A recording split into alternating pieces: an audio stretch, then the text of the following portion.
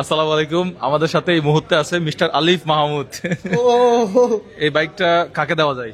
এই বাইকটা এমন একজন মানুষ পাক, আমি দোয়া করি, আমি মন থেকে দোয়া করি এই বাইকটা এমন একজন মানুষ পাক যে মানুষটা এই বাইকটা পাওয়ার পরে সে খুবই সেফ ভাবে চালাবে। যার বয়স যদি 35-এর উপরে হয় আমি মনে করি সবচেয়ে বেস্ট। অল্প বয়সী আমার মতো পোলা প্যান্ট পাইলে আমাকে ইচ্ছা করে বাইকটা লই একটা টান দিই 100-এর উপরে, তখন যাবে 100-এর উপরে টান দিতে যাই আমরা উপরে গেছি গা।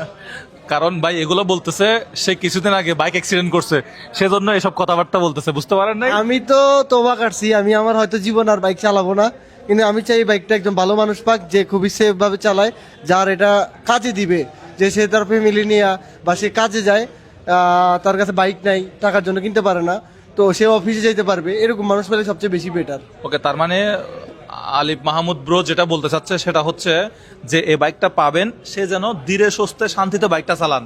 আপনি ভুম ভাম করে চালাবেন, আরেকজনকে মারে দিবেন, নিজেও মরবেন, আরেকজনেরও মারবেন। এরকম আসলে যাতে না হয়। ওই দিন আমি এমন একটা রাস্তায় ওই এক্সপেরিয়েন্সটা হ্যাঁ, দর্শকদেরকে একটু বলি আমরা। সামনে হচ্ছে কোনো রাস্তাই নেই, সামনে কোনো রাস্তা নাই, মানে টোটালি রাস্তা বন্ধ। আমি শেষ জায়গায় আসছি, একবার শেষ জায়গায় গাড়িটা নিয়ে আসছিলাম, পিছন থেকে একটা ছেলে প্রায় 60-70 স্পিড আইসে আমার পিছন দিয়ে মাইরাইছে, পরে আমার পায়ে মিনিমাম 20টা জায়গায় দিয়ে ছিলে গেছে। এই অ্যাক্সিডেন্টটা হয়েছে কেন? কারণ ছেলেটা মানে হয়তো ভিডিও করতেছিল, ওভার স্পিডে এটা স্টাইল করতেছিল, ওভার স্পিডে চালাচ্ছে, তো ওভার স্পিড ভালো না। হ্যাঁ, তো এগুলো বন্ধ করা উচিত। ওই রাস্তাটাই ছিল এরকম, ওইখানে সবাই টিকটক ভিডিও বানায়, সবাই স্পিড আসে। তো আমাদের ইয়ং জেনারেশনগুলো হচ্ছে এরকম যে সবাই ভিডিও করার জন্য বা মানুষকে দেখানোর জন্য, আশেপাশে অনেক মানুষ যদি আমার দিকে তাকায় আমার কাছে একটু ভালো লাগবে, এই দেখাইতে যে আমি একটু হিরো হব, আমি একটু হিরো, এইটাই সমস্যা। আচ্ছা, আর এই যে এই পাশে একটু লেখাটা একটু দেখাও। এখানে কিন্তু লেখা আছে মোজাহের ভাই সাবস্ক্রাইবারের জন্য এই বাইকটা কেনা হয়েছে।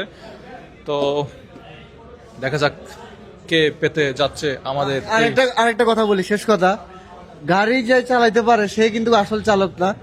গাড়ির মূলত চালানোর মূল জিনিসটা হচ্ছে আপনার বুঝতে হবে আপনার সামনে একজন ড্রাইভার আছে, বামে একজন আছে, সব পরিবেশ বুঝতে হবে, কার মস্তিষ্কে কি চলতেছে, ওই অনুযায়ী আপনার ড্রাইভিং করতে হবে। যদি এগুলা না বুঝেন তাহলে ড্রাইভিং এ যে কোনো সময় আপনি অ্যাক্সিডেন্ট করতে পারেন। ওকে, খুব সুন্দর পরামর্শ। আশা করি আপনারা ড্রাইভাররা মেলে চলবেন, কারণ সে নিজেও আসলে ড্রাইভিং করতে জানে না, কিন্তু উপদেশ দিচ্ছে। না, আমি আমার লাইফে আল্লাহর রহমতে আমি নিজে কোনোদিন অ্যাক্সিডেন্ট করি নাই। আমার অলরেডি 50,000 বেশি কিলোমিটার আমার সাইকেল চালানোর এক্সপিরিয়েন্স আছে, ওটাও তো একটা রকমের গাড়ি, রাস্তায় তো চালাইছি, কিন্তু আল্লাহর রহমতে কোনোদিন অ্যাক্সিডেন্ট করি নাই। কারণ আমার ওই সেন্সটা আছে, আমার সামনের ব্যক্তি কি করতে পারে, বামে কি করতে পারে, আমার কোনো ইয়াতে থাকতে হবে, এটা আমার আইডিয়া। হ্যাঁ, আইডিয়া আছে। আমি আল্লাহর রহমতে আমি নিজে কনফিডেন্স আছি আমার জীবনে, আল্লাহ যদি বাঁচায় আমি কোনোদিন অ্যাক্সিডেন্ট করবো না। খালি এইটা দিয়ে ভয় আমাকে কেউ মেরে দিতে পারে, এই ভয় আমি গাড়ি চালাবো। এটা তো স্বাভাবিক যে যে কেউ এসে দুম করে পেছন দিয়ে মেরে দিতে পারে। যেমন একটু আগে সিফাতে আমরা যে আসছি, আজকে আসার সময় কিন্তু অ্যাক্সিডেন্ট করতাম, সামনে মাত্র 5 থেকে 6 হাত সামনেই একটা বাইক হঠাৎ গাড়িটা থামাই দিছে, কিন্তু ওই যে বামে থেকে একটা রিক্সা আসছে, এই কারণে এখন সিফাতে করছি কি ওর ড্রাইভিং স্টাইলটা খুবই ভালো, ওর সাথে সাথে গাড়ি জমাই ফেলতে পারছে, ও জানে ও কোনটা জমাইতে পারবে। তো এরকম উচিত যে আমি কোনটা জমাইতে পারবো, আমি কি করতে পারবো, আমার ভিতরে কি আছে ওইটা বুঝা যায় গাড়ি চালানো উচিত। আমি যেটা পারবো না এটা তো করা যাবে না, ওই স্পিড উঠানো যাবে না। ওকে, থ্যাংক ইউ সো মাচ। দেখা যাক এই বাইক 15 তারিখ দুপুর 2টায় কার হাতে যাচ্ছে, কে পাচ্ছে। আসসালামু আলাইকুম।